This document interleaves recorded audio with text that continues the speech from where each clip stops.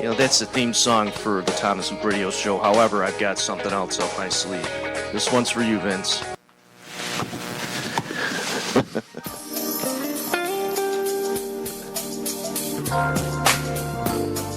That familiar, sweet sound of jazz. We're going to get into politics. Right now, public government. That is the theme song of the Vince Anello Radio Show, heard Tuesday and Thursdays at 10 a.m. here at WJJL 1440 AM, Niagara Falls, Buffalo, New York. Vince, anything you got out of last night's election is the same? Does the song remain the same? That's the Led Zeppelin title.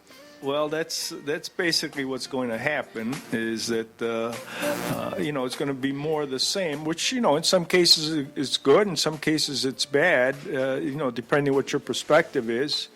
I certainly believe that the only way things are going to get better, whether it's we're talking about the county or the cities, is it's better when everybody's working together. And part of the problem that we've had in the past here in the city of Niagara Falls is that city government always seemed to be fractured.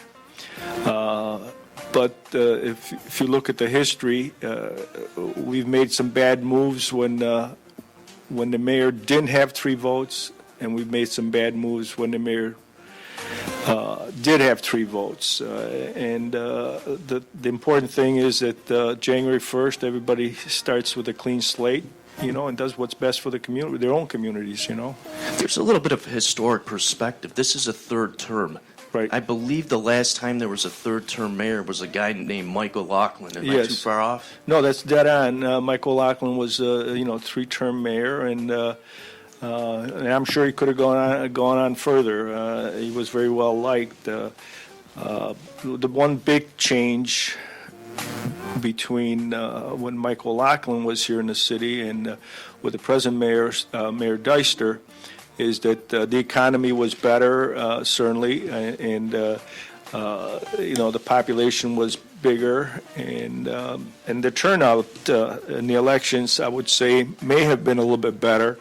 The turnout is for me and many of my friends who we discuss politics on a regular basis, it's depressing because you have to start figuring out only about 9,000. By the way, my coffee shop consultants were dead on. And what was that? What were they dead on with? The fact is, on the show, I've been talking about 9,000 voters come out. Now, the absentee ballots haven't been counted for the races here in the city of Niagara Falls, but the total from last night is 9,010. So the absentee ballots might add, 100, 150 to that number. So that's pretty close, it's getting to where you can recognize who the people that vote are, in a sense, as far as groups, of interest. And I don't want to call it special interest, because when we talk about special interest, it sounds selfish, But you have constituent groups, whether it's the minority community at the North End, or whether it's the city's workforce, or whether it's businesses. Those are constituencies that might go in one direction or the other. And we're getting down to where, by recognizing who the constituents are, you can just about guess, the turnout on the elections and possibly the outcome, just like it was determined with this election. But hopefully the city of Niagara Falls can, really motivate itself to becoming a better city. I know that the basic thing is jobs. But I often bring up what my mother used to say when we were kids, and she tried to she would scrub us down in one of those wash tubs, because we didn't have a bathtub, and she would say, "We're poor, but we don't have to be dirty." And that's what I say about the city of Niagara Falls. We're poor, but we don't have to be dirty. So I think the efforts for sanitation have to be improved, but always be mindful of the cost, and just hope for the best. As far as jobs, until state and federal governments start changing their policies, I don't see how we're going to bring jobs back to the city of Niagara Falls. A mayor can't create jobs. A council can't create jobs. The only thing they can do is set the table and hope that people show up. What analogy do you mean by set the table and hope that people show up in order to get jobs? Well, What does for that- instance, any educated person that's looking for a job, let's say you left college or you have a young family and you want to move to another job, okay?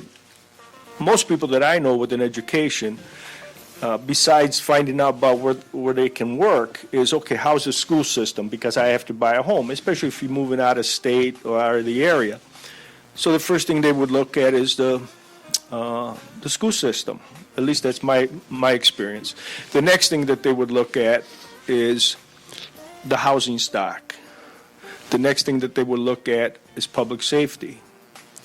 So if you fail in any one of those three, you're taking yourself away from the competition as far as new taxpayers moving into the city.